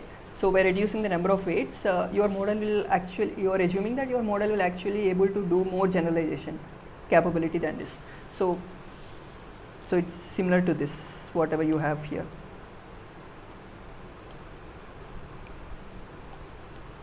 So when you do dropout, you're actually removing some of the weights while you train. So what you're introducing there again is something like stochasticity, or randomness will increase.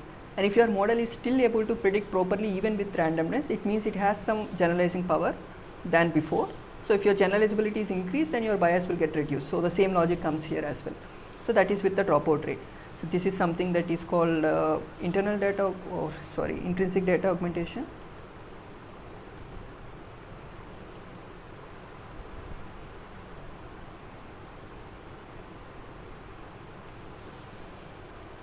Okay, the skip connections, I think you were introduced to it in unit and even in DenseNet. So what are the skip connections? The primary purpose is slightly different, so I've just kept it here, but the main idea to introduce skip connections is to ensure your gradient flows smoothly. Okay, but if we leave the primary purpose, so by introducing the skip connections, will it actually help me to reduce the bias of the model? I think I've answered the question already. So it will reduce the bias of the model only when it is actually being useful, only when the gradient information cannot flow without these connections. Only in those scenarios it can actually help to reduce the bias. If your model is already good enough and then you introduce skip connections, then it is not going to improve it any further.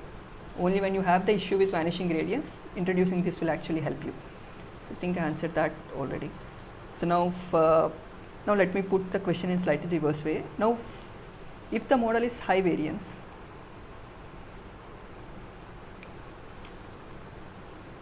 now you would say that everything will be reversed. If the model is already high variance, so the first one you told is basically increasing the training data will not actually help me in changing the bias anyway. So it should help me to change the variance of the model. So if it is not contributing to bias, so it should help in variance. So reducing the learning rate of optimizer. So what about the second one? So by reducing learning rate, can I change the variance of the model?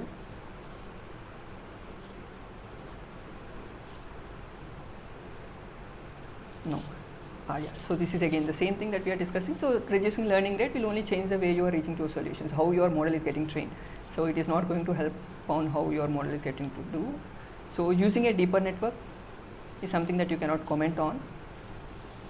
Ideally, what is expected is if you increase more, like if you use a deeper network, your weights will be more, and like basically your parameters will be more. So your model will be too complex, and it could actually lead to variance, but it could actually reduce the variance. We cannot comment right now directly, but this is something that again is a trade-off between both of them. So if bias is decreased, your variance will increase. So these are all straightforward. So where are the question marks? So this is something that we cannot. So everything will get reversed. So this is something we do not have any conclusion. So sigmoid to tan h, we have seen that your bias is not getting changed. So your variance is also not expected to change. Increasing stride, your bias can actually increase. What about variance? This is something that we need to discuss. So if you increase the stride, will your variance increase or decrease? If you go with the same logic that he told before, so by increasing the stride, you are actually losing some of the context. So will your variance increase or decrease in that scenarios?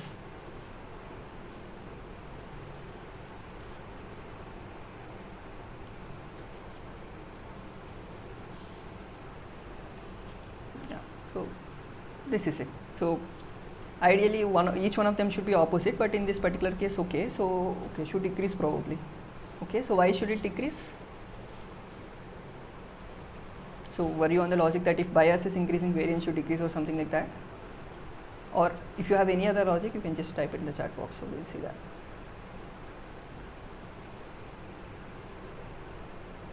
So why do you think by increasing the stride, your variance, okay, you are thinking in that way. So if bias is high, then your variance will decrease. You're going to lose some features.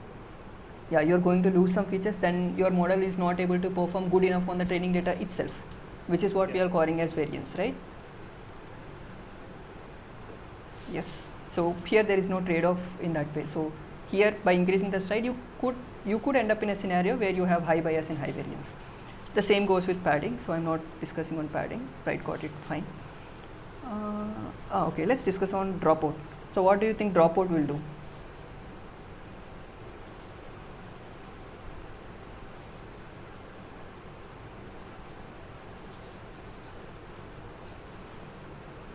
Dropout is same. Same in the sense your variance will get reduced or increased? Will increase. Yeah. So now if you see here in the case of stride, both of them are increasing, but when you see with the dropout rate, your bias will decrease, but your variance can actually increase because you are reducing some of the weights. It might not actually able to predict properly for the training data itself. That is something that could happen. Only if your architecture is proper, then it would actually learn and both of them will decrease, which will not happen directly in the first chance itself. So initially you might see that your bias will get reduced and your variance will increase, but eventually when you tweak your architecture, you will reach a scenario where one of them will decrease and another one will increase. So this is kind of an asymptotic state that you will finally end up with. So skip connections, yeah, this is the last thing. So for the skip connections, what do you think will happen? So if I increase this connection, it's the same logic. So these are useful only when your gradient information is not flowing backward in the network properly. Only then this has some significance. So let us say our network is plagued with that problem, and will my variance change because of this? Because the gradient information was not available before, and now because of this connection that information can flow, the model will be able to predict better on both training and validation data. So your variance is getting reduced as well as your bias is getting reduced. Yeah, this is under the special case that the skip connections are being used. Is this clear? Yes. Yeah, we are 6:40. So you have any other specific questions that you want me to address, or these are the questions I have for this week? Yes. Sir, in machine learning, the ideal situation is we want the low bias and low variance. Yes. Okay. So in this case, the last that is factor increase skip connection. So by introducing this, can we achieve the ideal? Yeah. So what do you think is a problem with increasing more skip connections? So if I put more skip connections, what do you think the problem will be? So what exactly are these skip connections? So if I have say layer 1, layer 2, layer 3, so something like this, and this is my final output layer. So skip connections are essentially connections between, like you already have between L2 and L1. So say you want to connect L3 to L1, L4 to L1. So these are what I am calling skip connections. So if I increase the number of skip connections, what do you think the problem that I will face immediately?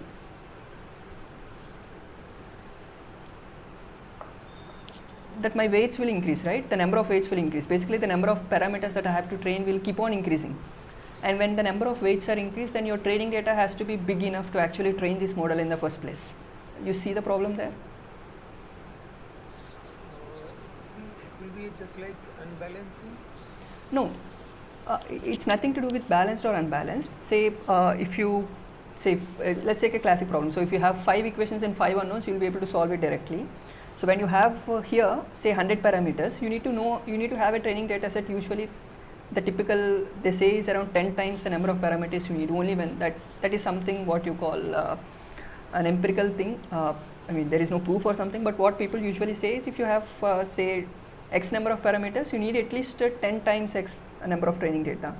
Size of your training data should be at least 10 times it for a single feature. So if you keep on increasing skip connections, your weights will increase, and then the size of your training data will also increase. Class balance is something else. That is only for classification problems. Say you have a regression problem. No, I am not talking about that class imbalance. I am just talking about the weight imbalance. So it's a kind of weight imbalance means the accuracy of the system will be down, or what will be happen in case if we are increasing the skip connections. Okay, accuracy is something that we usually don't use for this, like it is in a classification problem. So I actually didn't understand the question properly. So maybe let me give you one. Let's take a simple case and then. In fact, I am not getting the exact meaning of increase skip connections. So what kind of connection? Is So there, in between the neuron to neuron connection, or yes, it's between the neuron to neuron across different layers. So so when you usually do it, we usually do in this way, right? From layer 1 to layer 2, 2 to 3, 3 to 4, right?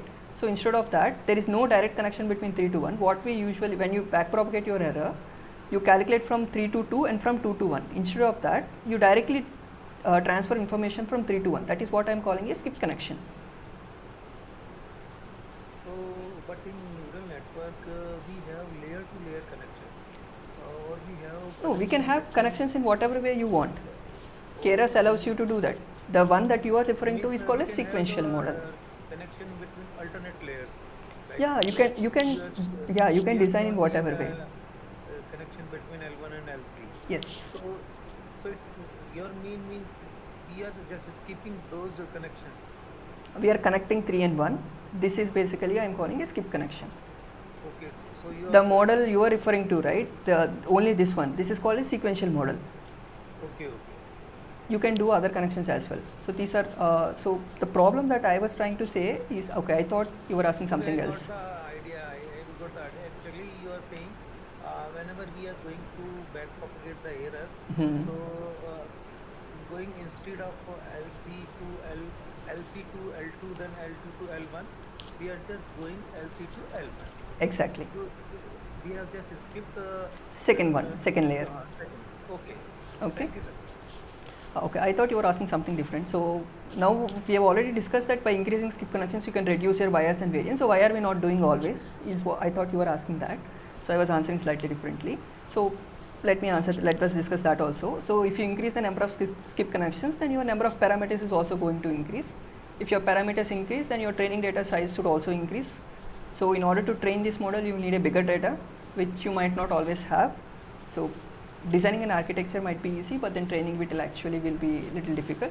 So that is a scenario, like only when you have large enough data set, you go with this kind of architectures. So I think that is also addressed. Okay, are there any other questions? Right, thank you. Yes. Can you explain Bayesian optimization in the hyperparameter? Okay, I can give you the intuition for that. Okay, one second, there is one more question. So basically too many skip connections are there. We might make it too complicated model, which is bad if lot of training. Yes, exactly. So yeah, if there are too many skip connections, then the model gets too complicated. So if you increase the model complexity, then it will just overfit the training data. That is what will happen eventually. But if your training data itself is large, yeah, so that's what you are saying. Now coming to Bayesian optimization. So we'll not go into the math, but I can just give you the intuition for it. So the idea here is simple. Let us put the context first. So we have some hyperparameters. So what are the hyperparameters? Are basically the ones that are used for training the model. It has nothing to do with the model, but these are the parameters that will help you when you are training your model, like your learning rate, number of neurons, or your architecture for that matter. Things like that is what you call hyperparameters. So in order to train these things, you can use something like, say, let us say if I use gradient descent. Gradient descent is again an optimization method. So you can just use gradient descent. So why are we not using gradient descent? Is because we do not have any objective function in that for our sake. So what we do, very simple example. Let's take a one-dimensional function y equal to x square. And if I want to optimize this essentially on some domain 0, 1, I want to minimize this function. The idea in Bayesian optimization is you initially start with a prior. Prior is something that you know. So x could actually be, say, my prior for x is essentially a uniform distribution with 0 to 1. So this is my probability distribution for x. All the values will be equally likely initially. This is what I am calling prior. So next what you do, you actually try for some values of x. So say I calculate the value of y at this particular point, I get a value of y. Say this is 0.1, so this is 0.2 or something like that. So at 0.1, say if I got a value of y as 0.01, and 0.2 I get a value of say 0.02. I'm just giving you the intuition. This is not how exactly Bayesian works, but I'm just giving you the intuition for it. So if these are two values, then you know from this that at 0.1 the value of y is actually lower than the value at 0.2.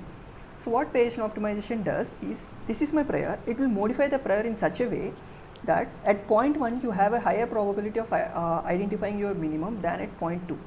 So from this, the next step it will happen is it will increase the probability near 0.1 and it will slightly decrease near 0.2, something like this. And then you, based on this distribution, now you will sample different points and then you keep going next. You keep doing this. So eventually what will happen is, at some intermediate state you will have something like this, where close to 0 you have a very high probability of finding your minimum, and everywhere else it is a slightly different one. So this is for some objective function. So when you are doing hyperparameters, instead of x you will have your hyperparameters, you will vary your hyperparameters and then see how your training loss is changing with respect to that, or training and validation loss, how both of them are reducing. You want to reduce both of them. So you initially you start with a prior. Uniform distribution is not a very good prior. You need to, depending on your problem, you need to choose this appropriately. This is something that will drastically affect your result.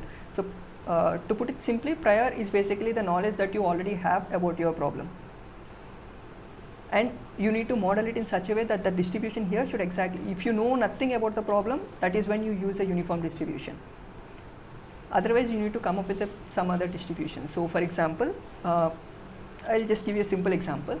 Say suppose I want to determine the temperature of, okay, I don't know how many of you are from mechanical background. Okay, let's say I already know the answer is close to 0. Then instead of starting with a prior like uniform distribution, what I could do is start with a different distribution, something that will give me a high value near something like this, a very high value near 0 and low value 0. So if you start from this, you will eventually reach the final state much faster than starting from a uniform distribution. The problem with this Bayesian optimization is if the number of parameters increase, I don't know if, okay, there is something called curse of dimensionality. This you will come across a lot of times in machine learning, and not only in machine learning, but you will come across it in other domains as well. So if your dimensionality or the number of features in your input keeps on increasing, then your search space will explode like anything. So if it is one dimensional, it is 0 to 1. Say if I have function like y equal to x1 square plus x2 square, then I have to search x1 from 0 to 1 and x2 also from 0 to 1. And this is basically whatever compared to this, it is square. So initially my search space was only this, now it is square of that. So if it is in 3D, it becomes cube. So your number of points here, if it is say 10, here it will be 10 square, and if it is a cuboid, then you will have 10 cube. So if you have 10 features, it will be 10 power 10. It will keep on increasing exponentially. So you cannot actually always use Bayesian optimization. If ideally, like, the main limitation is with the computational resources, whatever you have. Now, the important points here that you have to note, one is this prior.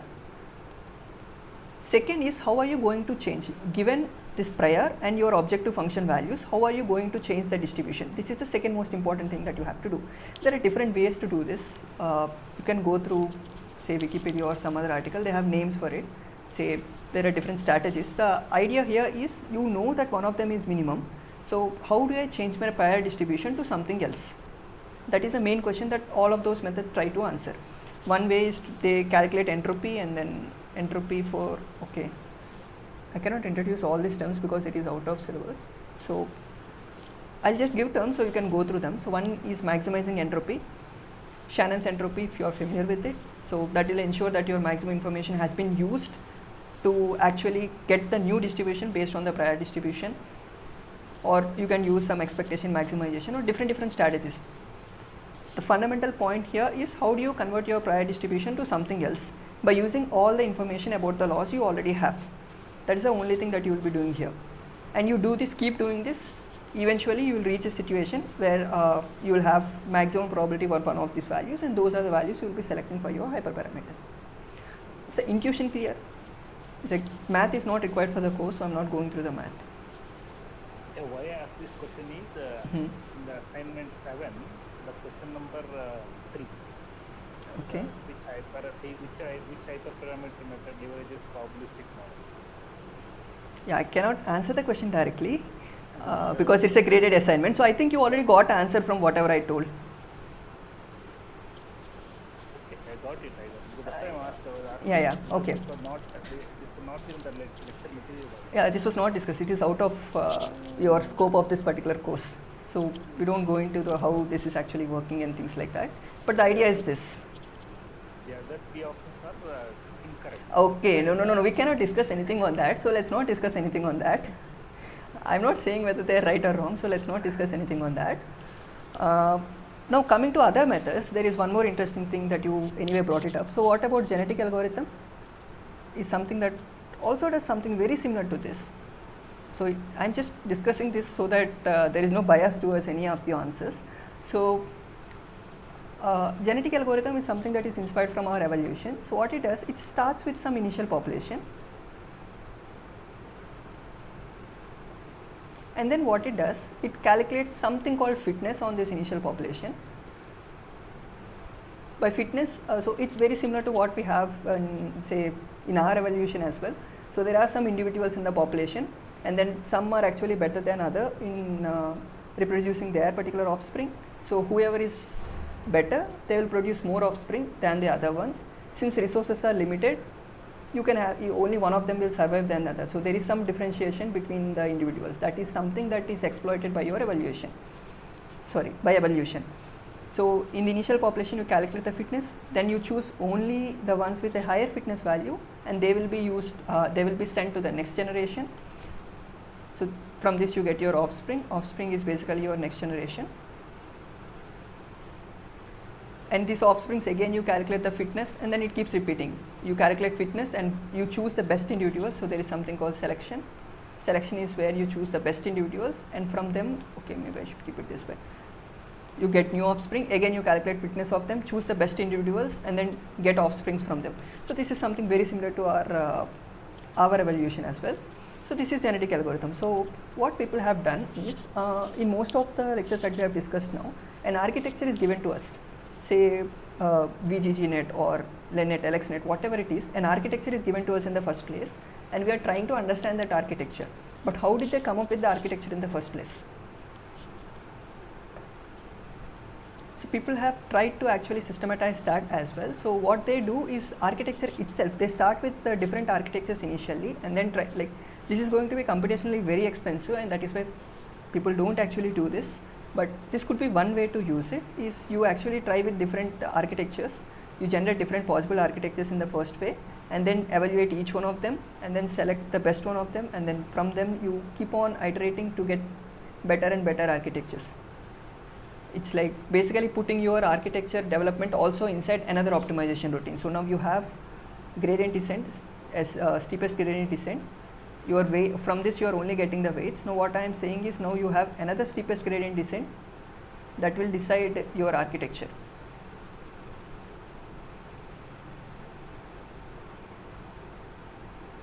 The only difference is, instead of steepest gradient descent, they are using some other algorithm. So this is one optimization algorithm. Genetic algorithm is one optimization. So now you have two optimization problems. One is the architecture, the other one is on the weights for that particular architecture. This is the whole thing in your hyperparameter tuning. So you pose it as two optimization problems and then solve them one after the other. That's why they are confusing which is correct. Yeah. But if you see how internal working of both genetic algorithm and Bayesian optimization, it's going to be more or less similar to what I've explained here. The only difference is how actually it converts prior to this is something where you identify these differences. I'm just telling this so that I am not biased towards any one answer than the other. I just don't want to give an answer directly, so I'm just discussing this. Okay. Are there any other questions? Or if not, yeah, we are close to 7, so we can conclude the session if there are no questions.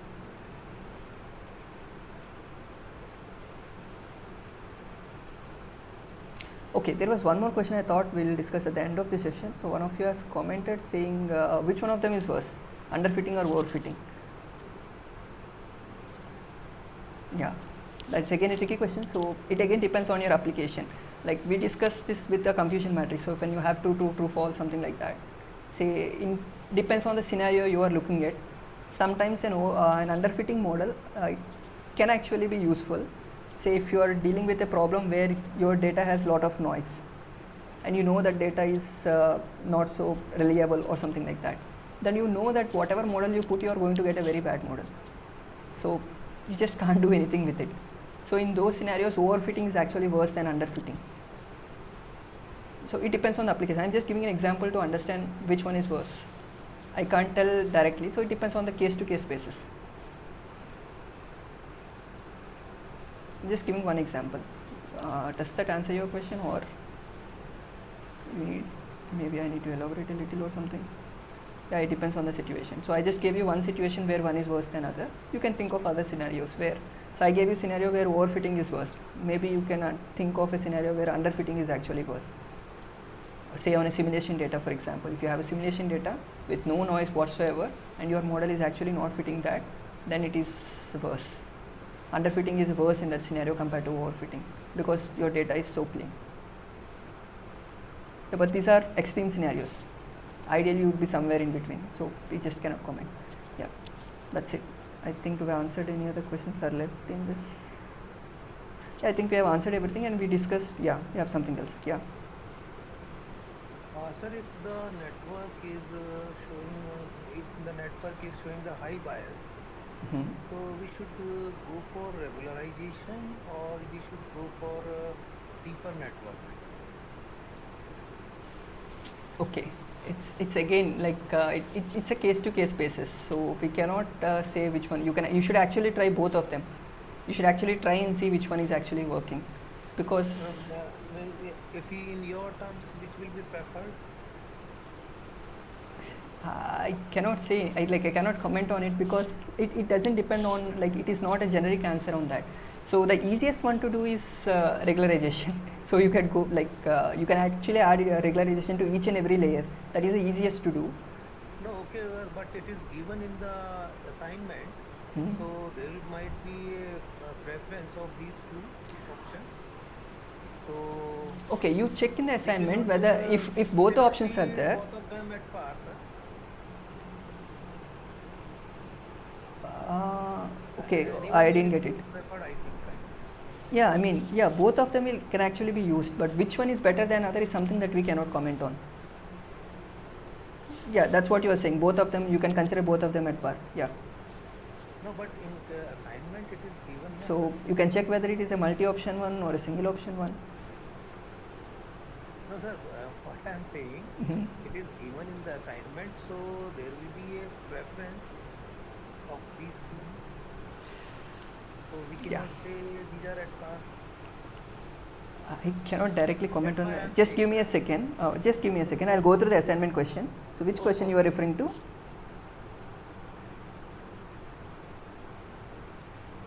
Question number 8.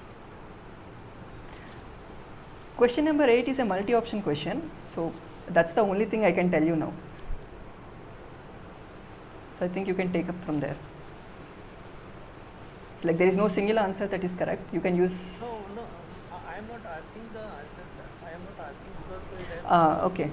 I am just asking about the Whether one is preference better of- than the other or something like that. Oh, Yeah, yes, that yes. is something that we cannot In general decide sense, beforehand. sir, in general sense, I am asking. Okay, in general sense, for image classification or purposes like that, we use deeper networks Right, sir. Thank you, sir. for Thank you. image purposes. But again, it's I cannot say that it is everything that you have to do that. It depends again. Okay. Thank you, sir. Thank you. Okay. Okay, then we'll conclude the session if there are no further questions. Thank you for joining. Thank you. Yeah, I'll end the session.